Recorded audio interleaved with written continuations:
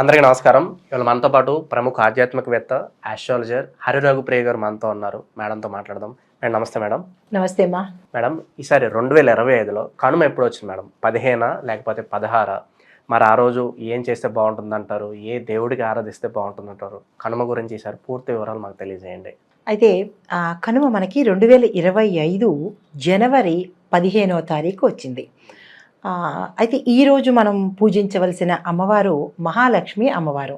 అంటే ఏంటంటే భారతీయ హిందూ సంప్రదాయ ప్రకారము మనకి ఇది పాడికి సంబంధించినటువంటి, అంటే రైతులకు సంబంధించినటువంటి పండగ.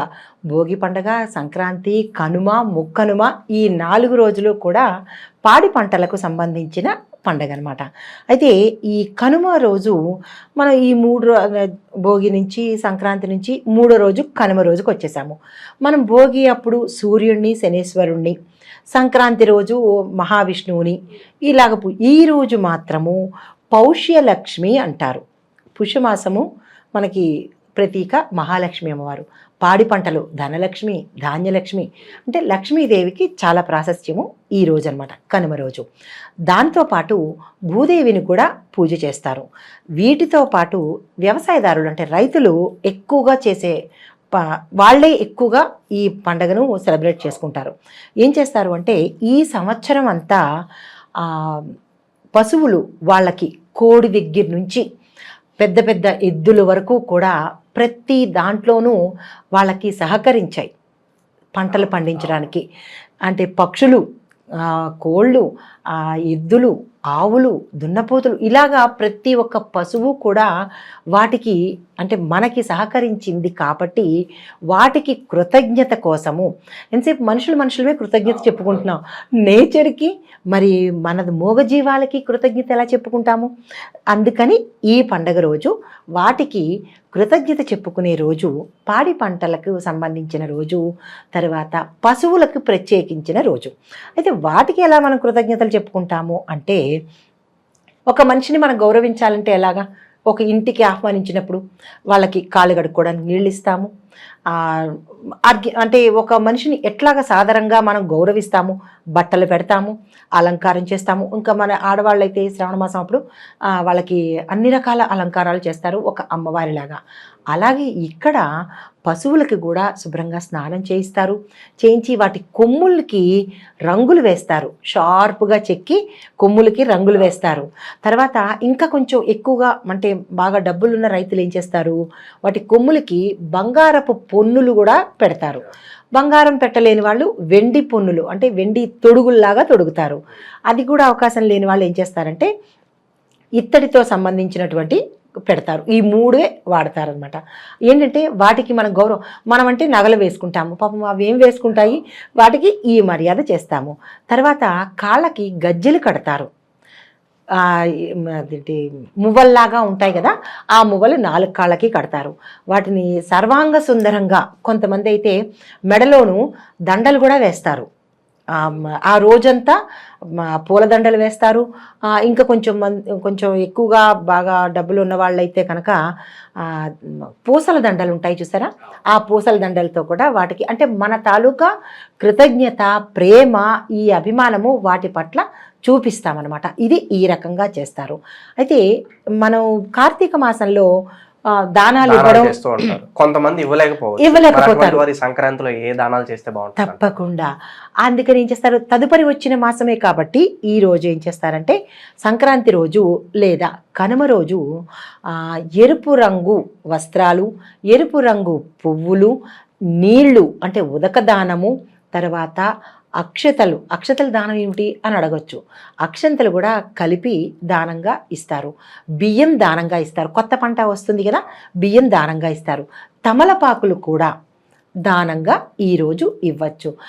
ఆ రోజు మిస్ అయినవి, ఆ మాసం అంతా మనం మిస్ అయినవి ఈరోజు ఈ దానం ఇచ్చుకుంటే తత్సమానమైన ఫలితం మనకి ఈరోజు వస్తుంది అనమాట. అండ్ వాళ్ళకి ఏం చేసినా చేయకపోయినా రథం ముగ్గు మాత్రం వేస్తూ ఉంటారు. మరి ఏంటి ఆ రథంలో ఎవరన్నా దేవతలుగానో వచ్చేస్తారనే భావన, లేకపోతే ఏంటంటారు? తప్పకుండా. చాలా అంటే ముగ్గులన్నీ ఒకటే కదా, ఏ ముగ్గు వేస్తే ఏమిటి అన్నట్టుగా కొంతమంది రకరకాలు ఏవేవో వేసేస్తుంటారు.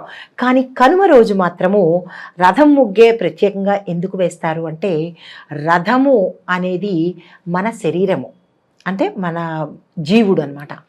ఆ ముగ్గులు వేసే పదార్థము బ్రహ్మదేవుడు, అంటే దేవుడు అనమాట. ఈ రథాన్ని నడిపేది ఎవరు? పరమాత్మ. ఈ రెండిటికి ప్రతీక కాబట్టి రథం ముగ్గు వేస్తారు. మనిషి ఏమో రథం ముగ్గు, ఆత్మ బ్రహ్మదేవుడు. కాబట్టి ఈరోజు మనకి ఆ స్వామి సృష్టించాడు అంటే ఉగాది రోజు సృష్టి క్రమం మొదలైంది అనేది ఒక రకమైన భావన అయితే, ఈరోజు మనకి బ్రహ్మ మనకి ఆత్మ నుంచి నడిపిస్తాడు, రథం నడిపించుకుంటూ పెడతారు. కొన్ని జోక్స్ కూడా ఉంటాయి. ఏమనంటే మా ఆవిడ రథం ముగ్గు వేస్తూ వేస్తూ విదేశాలకు కూడా వెళ్ళిపోయింది అని జోక్స్ ఉంటాయి అనమాట. అంటే ఈ రథం ముగ్గులో అంత విశిష్టత ఉంది. రథము దేహము, ఆ లోపల పెట్టిన ఆకృతి బ్రహ్మదేవుడు అని ఈ రథం ముగ్గు తప్పనిసరిగా వేస్తారు. ఫార్మర్స్ ప్రత్యేకంగా జరుపుకుంటారు అని చెప్పి ఆల్రెడీ అందరూ తెలుసు. సో పూజా కార్యక్రమాలు చేస్తుంటాం. మరి ఎవరికైతే ఎద్దులు కావచ్చు, జంతువులుగా లేనివారు, మరి అటువంటి వారు ఏం చేసుకుంటే బాగుంటుంది అంటారు? అటువంటి వాళ్ళు ఆవులకు కానీ, ఆవులకి పెట్టవలసినవి పదార్థాలు ఏమైనా పెట్టడం కానీ, ఆవులకి సంబంధించినటువంటి దానాలు ఏవైనా ఇవ్వడం కానీ, ద్రవ్య రూపంలో అంటే ధన రూపంలో ఇవ్వచ్చు. ఇంకొకటి ఏంటంటే మనకి ఎద్దులు ఉంటాయి కదా, ఆ ఎద్దులు ఉన్న ప్రదేశానికి వెళ్ళి వాటికి వస్త్రాన్నైనా ఇవ్వచ్చు. లేదు మనకి గోశాలల్లో కూడా ఎద్దులు ఉంటూ ఉంటాయి. వాటికి ప్రత్యేకంగా, ఆవులకి ఎలాగా మనం పూజ చేస్తుంటామో ప్రత్యేకంగా గోశాలలో ఎద్దులు ఉంటే కనుక మనం వాటికి, ఎందుకంటే అవి పండించిన పంటనే కదా మనం తింటున్నాము. మనం కూడా వ్యవసాయదారులే కాదు, మనం కూడా కృతజ్ఞత చెప్పుకోవాలి. అవి పండించిన ఆహారాన్ని మనం తింటున్నాం కాబట్టి ప్రత్యేకంగా గోశాలలో ఎద్దులకు మనం పూజ చేసుకున్నట్టయితే కనుక రైతులు చేస్తే ఎంత ఫలితం ఉంటుందో ఆ తల్లి మనకి కూడా అనుగ్రహాన్ని ఇస్తుంది. తర్వాత మనం రైతులే భూమి పూజ చేయాలా, మనం చెయ్యకూడదా? రైతులకి ప్రతిదీ రైతులకనే కాదు, మనం కూడా ఆ రోజు భూమి పూజ చేసుకోవాలి. ఎందుకంటే మనం కూడా భూమి మీద నివసిస్తున్నాం కదా, ఎటువంటి భూకంపాలు రాకుండా, భూమికి సంబంధించినటువంటి ఎటువంటి ప్రమాదాలకు లోను కాకుండా ఆ భూమాతకి మనం కృతజ్ఞతగా ఇది కూడా మనం పూజ చేసుకోవాలి. ప్రతి ఇంట్లో కూడా కనుమ రోజు వ్యవసాయదారులే కాదు భూమాతకి పూజ చేసేది, మనం కూడా భూమాతకి పూజ చేసుకోవాలన్నమాట. ఎలా పూజ చేసుకోవాలి? భూసమేత మనకి వరాహస్వామి ఉన్నారు కదా, ఆ స్తోత్రం చదవడం కానీ, మనం ఎక్కడైతే ఉన్నామో ఆ ప్రాంతాన్ని శుభ్రంగా అలికి ముగ్గులు పెట్టి పసుపు కుంకుమతో, అంతే. భూమాత అష్టోత్తరం ఉంటుంది కదా, అది మనకి తెలియదు అనుకుందాం, మహాలక్ష్మిని చేయండి, భూమాతను తలుచుకుని. ఆ భూమాత కూడా విష్ణుమూర్తి భార్యే కదా, ఆ విష్ణుమూర్తికి సంబంధించిన అష్టోత్తరాలు చదువుకుని ఆ తల్లికి పూజ చేసి, అరటిపండు దేనిలో పెట్టాలి అంటే అరిటాకులో పెట్టాలి. మనం భోగి రోజు రేగుపండు ఆకులో పెడతాము, ఈరోజు అరిటాకులో యథాశక్తి ఉన్నవాళ్ళు నవకాయ పిండి వంటలు చేయండి. లేదు మాకు శక్తి లేదు అనుకున్న వాళ్ళు అరటి పండుతో పాటు బెల్లము చలివిడి కనుక పెట్టినట్టయితే ఆ తల్లి సంతోషిస్తుంది. రైతుల్ని ఆ రకంగా అనుగ్రహిస్తే మనకి ప్రమాదాలు జరగకుండా ఆ తల్లి కాపాడుతుంది అనమాట. సంక్రాంతి సమయాల్లో చక్కగా హరిదాసులు వస్తారు, మనం బియ్యం ఇస్తూ ఉంటాం, అలాగే బొమ్మల కొలువు చేస్తూ ఉంటారు. కాలక్రమేణా ఇవన్నీ కూడా తగ్గిపోతున్నాయి. ఏమనిపిస్తుంది మీకు? మరి ఇవన్నీ తగ్గిపోతూ వెళ్ళిపోతున్నాయి కాలక్రమేణా వచ్చేసరికి. సమయాభావం వల్ల అన్నీ తగ్గిపోతున్నాయి. కానీ ఈ బొమ్మల కొలువు పెట్టడంలో దసరా రోజు ఒక్కరోజు పెడతారు కొంతమందికి, అంటే నార్త్ సైడ్ వాళ్ళు దసరా రోజు పెడతారు, మన దక్షిణాది వారు సంక్రాంతి రోజు పెడతారు. ఎందువల్ల బొమ్మల కొలువు పెడతారు అంటే, బొమ్మల కొలువు సమిష్టిని మనకి అంటే సమిష్టి అంటే ఐక్యతను తెలియజేస్తుంది. ఆ రకంగా పిల్లలకి, నెక్స్ట్ జనరేషన్ వాళ్ళకి తెలియచెప్పడం కోసము 7 రకాల స్టెప్స్ వేస్తారు.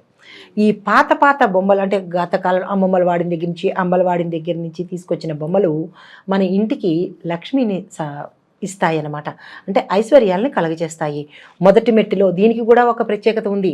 ఎట్లా అంటే ఈ మెట్టులో ఇవి అంటే 7 లోకాలు అని మనం తెలుసుకున్నాం కదా, పైన 7 లోకాలు, కిందన 7 లోకాలు. ఈ 7 లోకాలను మనకి పాతాళ లోకంలోకి సంబంధం ఉండదు.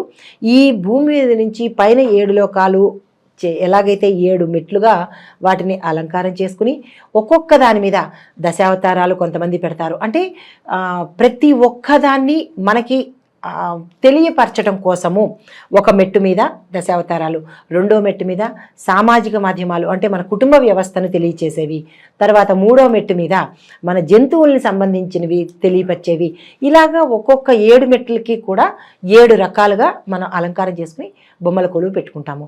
ఆ బొమ్మల కొలువు పెట్టడం వల్ల ఆ దేవతలే మన ఇంటికి వస్తారు అన్న భావన కాదు, ఇది వాస్తవం కూడా.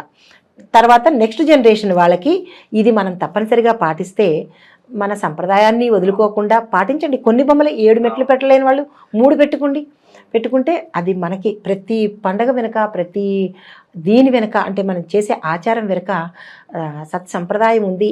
దాన్ని మనం నడిపించుకుని మీ తరం వాళ్ళు, మీ పిల్లలు కూడా తీసుకుని వెళ్తే భారతీయ సంస్కృతి నిలబడుతుంది.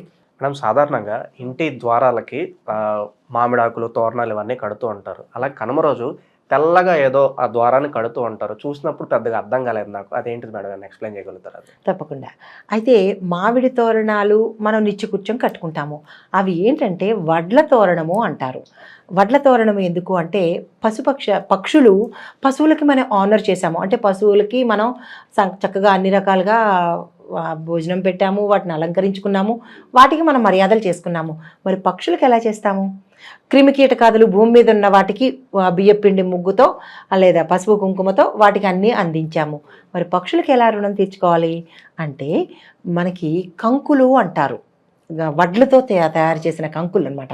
అవి కనుక మనం ఆ రోజు కనుమ రోజు ద్వారానికి దండెంగా అంటే ఒక తోరణంగా కనుక కడితే పిచ్చుకలు, పావురాలు ఇలాంటి రకరకాల పక్షులు ఉంటాయి కదా, ఆ పక్షులు వచ్చి అవి తింటే మన ఇంటికి ధాన్యలక్ష్మి వస్తుంది అని ఇందులో అంతరార్థం అనమాట. అవి ధాన్యం కంకులే కదా, అవి కనుక కడితే మన ఇంటికి లక్ష్మీదేవి, ధాన్యలక్ష్మి వస్తుంది అని అది దీని వెనక ఉన్న అర్థం అనమాట. ఆ లక్ష్మిని ఆహ్వానించినట్టు. మనం అలాగే ఈ పండగ రోజు తెలుసో తెలియకో కొంతమంది కొన్ని తప్పులు చేస్తూ ఉంటారు. సో పొరపాటును కూడా చేయకుండా పనులు అంటే ఏం చెప్తారు కనుమ రోజు? తప్పకుండా. అంటే పండగలప్పుడు మనం శుచిగా, శుభ్రతగా ఉండాలి. ఎక్స్టర్నల్లే కాదు, ఇంటర్నల్గా కూడా. అంటే బుద్ధిరీత్యా కూడా, మనసు రీత్యా, మాట రీత్యా, ఆహార నియమాలు కూడా. అంటే ఈ 3 రోజులు మద్య నిషేధము, మాంసాహార నిషేధము, దైవ ప్రార్థన, అనృతము అంటే అసత్యాలు చెప్పడము, ఈ అనృతాలు మాట్లాడడము, తర్వాత ఎదుటి వాళ్ళని నిందారోపణ అంటారు. ఊరికూరికి మనకి తెలియకపోయినా మిగతా రోజులు ఎలాగా తప్పట్లేదు, మనం చేస్తూనే ఉంటారు, అది మనం ఆగేది కాదు. కానీ ఈ కనుమ రోజు అంటే కనుమ అంటే ఈ పండగ రోజు, భోగి, సంక్రాంతి, కనుమ రోజు, ఈ 3 రోజులు పండగల రోజు. ఈ పండగనే కాదమ్మా, ఏ పండగ రోజైనా ఈ నియమాలు అంటే ఇందాక అనుకున్న నియమాలు ఉంటాయి కదా, మాంసాహార నిషేధము, మద్యం సేవించకపోవడము, ఇట్లా చెడు మాటలు మాట్లాడకపోవడము, పరనింద చేయకపోవడము, ఇలాంటివి కనుక మనం ఈ పండగ నియమాల్లో చేర్చుకున్నట్టయితే మనం చేసే పూజలు కానీ, వ్రతాలు కానీ, దానాలు కానీ సత్ఫలితాలను ఇస్తాయి. తప్పకుండా ఇవి మనం పాటించేలా చేద్దాం. ఒకప్పుడు ఇలా చేసేవాళ్ళం అని చెప్పుకోవడం కన్నా ఇప్పటికీ కూడా చేస్తున్నాం అని చెప్పుకోవడంలో ఎంతో మంచి విషయం అది. మొత్తానికి 2025లో కనుమ ఎప్పుడు వచ్చింది, ఏ దేవుడికి ఆరాధించాలి, పూజా విధానం ఎలా ఉండాలి, క్లియర్ కట్గా ఎక్స్ప్లెయిన్ చేశారు madam. Thank you so much. నమస్తే అమ్మా.